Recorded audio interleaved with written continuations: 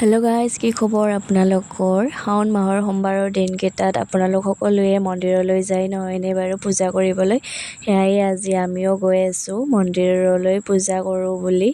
আৰু এয়া আমি মন্দিৰত আহিও পালোঁ।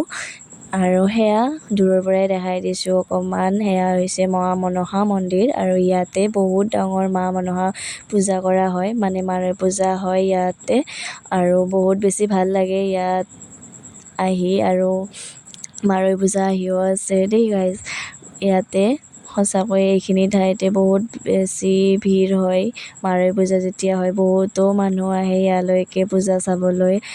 আৰু মা মনসা মন্দিৰৰ ওচৰতে আছে শিৱ মন্দিৰ। আমি তালৈকে আহিছোঁ আজি শিৱ মন্দিৰত পূজা কৰিবলৈ। আৰু এয়া হৈছে শিৱ মন্দিৰ। বহুত বেছি ভিৰ আছিলে, ভিতৰত বহুতো মানুহ আছিলে পূজা কৰি। সেইবাবে আমি ভাবিলোঁ যে বাহিৰতে পূজা কৰোঁ।